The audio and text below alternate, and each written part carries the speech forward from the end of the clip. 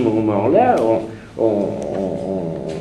on va au-devant de ces exclusions, on les élimine, on fait que on élargit considérablement sa conception de ces mondes, comme avait dit Paulette en disant quand on dit l'homme seul a un monde, l'animal n'en a pas, ça ne veut rien dire. Ou alors ça ne veut rien dire si l'on valorise la notion de monde en disant l'homme a la propriété d'en avoir un, tandis que l'animal n'en a pas. On n'en sait rien d'une part, et d'autre part il en a, puisque justement, à partir de cette analyse comme celle que je citais de Vives de Castro, justement, il s'attache à déterminer les différents mondes. Il y a des mondes de ces animaux sauvages, monde du tapir, monde du jaguar, monde de l'alligator, etc., monde du serpent, qui voient l'homme, eux, comme étant une curieuse, pour laquelle l'homme, justement, qu'eux sont les hommes, si l'on peut dire, et pour laquelle l'homme est un personnage bizarre, un personnage étrange. Il faut arriver à se mettre dans cette situation où on aura vu, ou du point de vue de l'animal, d'où l'intérêt d'ailleurs de textes purement fictifs et qui ne sont pas uniquement métaphoriques, comme la métamorphose, qui font que la transformation de Grégoire en Cancrela permet de voir les hommes dans leur réalité, comme ils sont, dans leur ignominie, dans leur fermeture, leur égoïsme, etc. Tout l'univers de la famille qui est décrit autour de Grégoire. Donc il y a un déplacement, qui est absolument philosophique, puisque c'est ça, qui pourrait être l'inauguration d'une transformation philosophique, comme le cogito est incontestablement un déplacement philosophique qui va centrer le monde autour du sujet pensant. On pourrait dire que cette formule, l'animal que donc je suis, est une transformation d'un ordre un petit peu comparable, c'est-à-dire je ne suis pas le sujet pensant homme, je suis également, mais c'est ça, c'est que je suis également cet animal qui est l'autre. Voilà, un jeu est un autre, au fond, ça serait dire un petit peu cela, puisque de toute façon dans Rimbaud se trouve aussi cette idée, on n'écrit pas pour simplement la poésie pour l'humanité, mais pour les animaux, pour la terre entière. C'est une poésie qui peut-être, c'est pas peut-être vrai pour les animaux, il y a des arts qui peuvent être accessibles, la musique par exemple. Il y a des types de musique qui peuvent parfaitement être accessibles aux animaux. Les vaches, par exemple, sont très sensibles à la musique. Laurence des Vaches, qui aimait beaucoup Nietzsche. Je ne sais pas ce que c'est que Laurence des Vaches, mais c'est pour attirer les vaches ou pour les calmer pour les appeler. Tu mets aussi de la musique pour que ça donne un peu plus avant de les abattre, dans certains abattoirs, on met de la musique pour les calmer. Mais il y a des hommes qui n'ont même pas de monde. Je veux dire, l'animal parfois a plus de monde que certains hommes. Certains hommes n'ont aucun rapport au monde et n'ont même pas de monde. Donc je dirais le monde, il appartient d'abord à l'animal. C'est d'abord une propriété animale. Peut-être que l'homme doit construire son monde alors que l'animal, il n'a peut-être même pas à le construire. Dans une certaine mesure, oui. Du point de vue de l'animal, j'avais cité Serre et son parasite, mais c'est aussi un de ses thèmes. Du point de vue de l'animal, l'homme est un parasite de la terre et des animaux, donc l'animal est beaucoup plus à sa place, mais là, c'est peut-être une variation un peu excessive sur ce thème, mais ça peut être soutenu que l'animal a l'homme comme parasite. En tout cas, un certain type d'homme, c'est toujours le problème. De quel homme on parle? C'est toujours... là, on n'est pas dans l'être humain, on est dans l'homme, donc un certain type d'homme. Qu'est-ce que c'est que l'anthropobotanique, là, chez Derrida? Vous en avez parlé, c'est ça? Je ne sais pas ce que c'est, moi. Le quoi? Ils ont parlé de l'anthropobotanique chez Derrida. Et je ne sais pas ce que c'est. Anthropobotanique.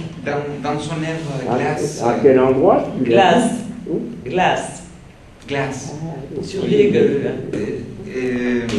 Derrida fait une allusion Il faut à qu'il Kant. l'écrive, parce qu'il y a quelques personnes qui ne peuvent pas savoir comment ça s'écrit.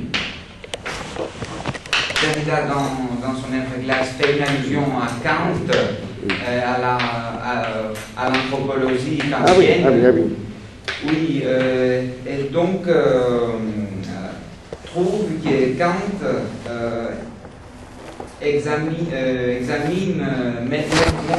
met en question les rapports entre l'homme et la femme, entre l'homme et la femme, dans une optique botanique.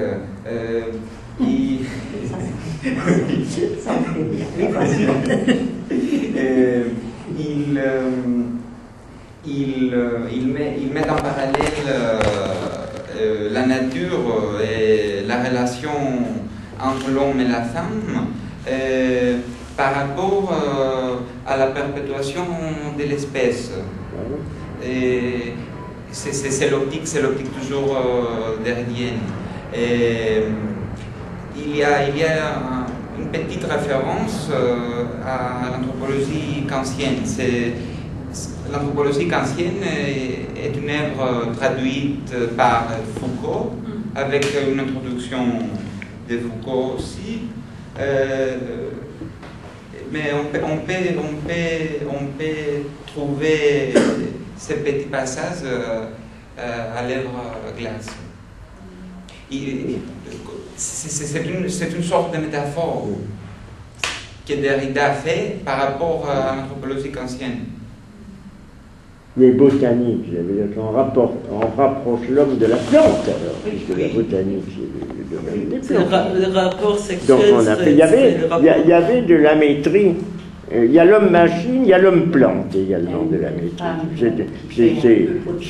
Mais je ne sais pas si c'est un rapport à cela, puisque la maîtrise, ça se situe au XVIIIe siècle. La maîtrise, tu voudrais écrire la maîtrise pour voir que non. Mais non, parce que je n'ai pas de moi de la maîtrise.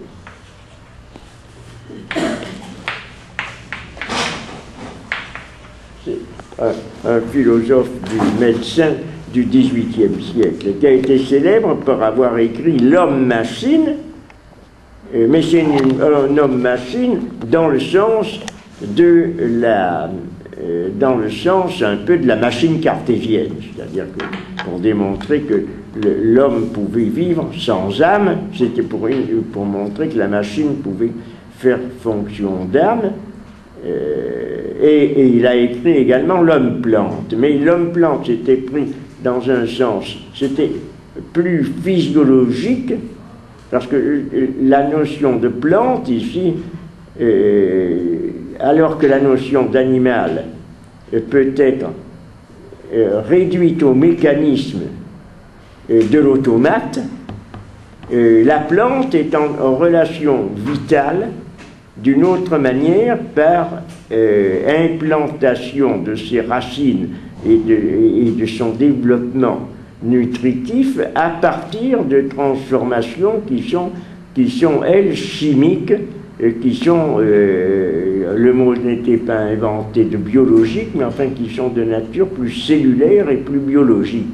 De sorte que l'homme-plante est quelque chose qui est enrichissant par rapport à l'homme-machine, ou tout au moins complémentaire. C'est-à-dire l'homme est une machine, mais en même temps, il dépend d'éléments qui ne sont pas des pièces d'une mécanique, et qui sont plus en relation avec, avec les forces naturelles, la transformation chlorophyllienne, etc., dépendant d'énergies qui ne sont pas exactes comme ça, l'énergie solaire, par exemple, qui ne sont pas immédiatement transposables, en termes du mécanisme cartésien.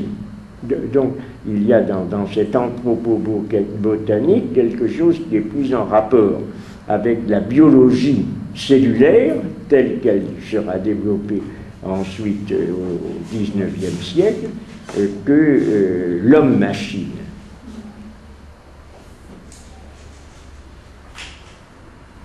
Bon, eh bien, écoutez, on aura déjà, nous pouvons applaudir Paulette Kaiser.